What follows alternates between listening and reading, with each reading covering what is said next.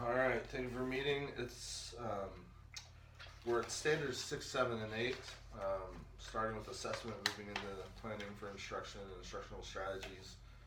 Again, love your feedback on areas where I could work, or maybe just have put a little more emphasis on to improve, or even work to improve and help our students, regarding these standards based on what we're reading here in the rubric and relating that to our own in-house rubric.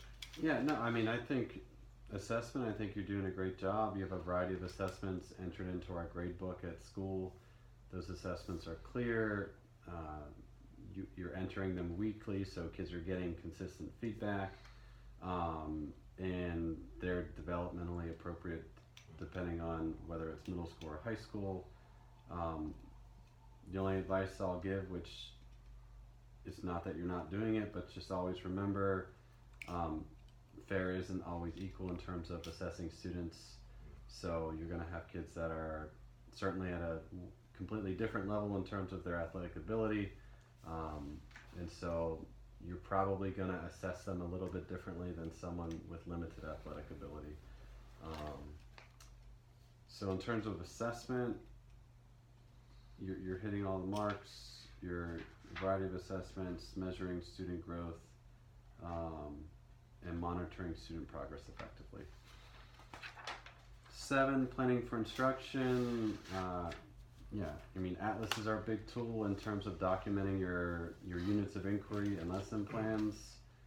I think you're doing an excellent job with that. You're meeting the expectations in terms of you're logging in weekly, you're entering your weekly lesson outlines, you've got the unit of inquiry summary. The last big piece for me is at the end of each unit, having that detailed reflection. That's going to be really helpful for you next year.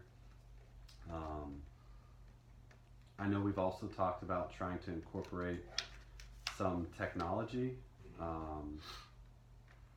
for instructional purposes. We don't necessarily have that yet, but I know you've got a plan for it. Yeah, it's so that's one thing. Atlas really is. It's almost like a cheat for instructional planning, because I remember when I told you in my school in Kuwait we had Atlas and we had money, so they flew over 3 people from Oregon, or wherever they were from, that spent 3 days with us training us, and it's amazing. Like, there are things you can do on there that we don't do just because of time and building it out, but it's something that if you think about it, hopefully we're here working together in 10 years, what those units, how that could be built out. The functionality is amazing. It's all there. Like, I know just how it relate to coaching. One of the things my mentor when I was a college coach told me was, you need to have a book that has everything that needs to be covered in practices, every possible situation, and you need to look at that book every day after practice, because if you don't, it's easy to forget. I need to cover bunk coverages and the 2 out, one run up situation.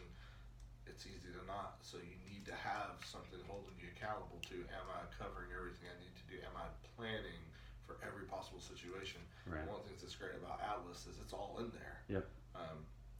That things that would be easily overlooked by anyone at any particular time when they're creating a unit. It's all, if you do it correctly and have everything in there and take the time to put everything in, that should be, it really makes things easy. That's why when I left my school in Kuwait, I exported everything in all my Atlas units to Word and put that on a thumb drive, because it was I had 2 years to build it out, because it's all there and you can take it with you.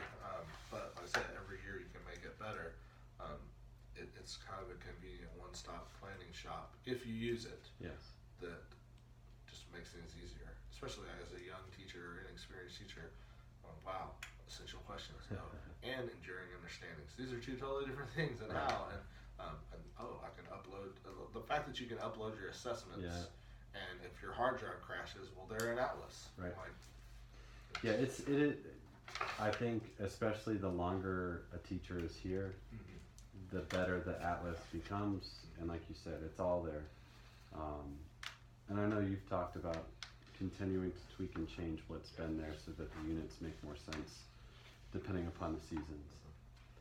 Instructional strategies, again, I think you're doing a great job in terms of understanding who your students are and trying to tailor instruction based upon their needs, whether it's if you need to build background knowledge for a specific sport, you're able to take time to do that. Strategically pairing students together, small group instruction, one-on-one instruction, having groups of students model for other groups. In terms of, I'm just looking at the guiding questions. Asking questions to stimulate discussion. Yeah, I mean, when appropriate for your lessons, you're doing that. Again, I don't know if PE always lends itself to those higher order thinking questions, depending upon what you're doing. But you've really got to be strategic in terms of what you want to ask the kids. Yes, it is. And it's always hard because, obviously, as a coach, I want my kids to not just understand the basics of the game, but how to play a game well. Right, how. And that is higher order thinking. Right. But if they don't have the basics, right, there's no, like, and with only so much time and knowing kids aren't having daily PE like we used to every year coming up, it's that balance of, yes, we want them to start thinking deeply and understanding not just how to play, but how to play well, how to win, how to compete, how to, formulate attacking strategies in soccer versus just kicking the ball and chasing it. But there's also a balance with where we're at as a society. The kids need to be active. So if I take 30 minutes of my class to really break down and do a whiteboard session, that's a big chunk of the time for them to be physically active. So that's something to balance. Yeah, I'm gonna go back against what I just said in terms of, I guess my point is sometimes it can be difficult for a traditional PE class in terms of asking those deep, thought-provoking, higher order thinking questions. But in terms of, you're talking about a balance, and that's making me reflect too. Yeah, I mean, you got to walk a fine line in terms of having a balance between giving students physical fitness, but then also in terms of differentiating, you've got kids in there that have high athletic ability who are gonna be really good at specific sports that you're teaching, and so that could be a way to really differentiate instruction for those students. Maybe you dedicate a chunk of time for them to specifically answer some of those types of questions while you spend some extra time with smaller groups of students who aren't at their ability level. You could possibly have kids breaking down film if we have that type of technology. Yeah.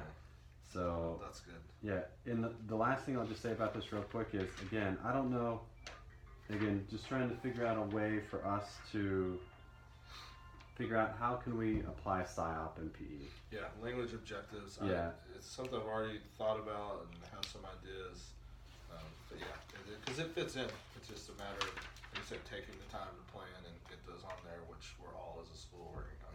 Yeah. All right, thank you. Yeah, thanks, Joe.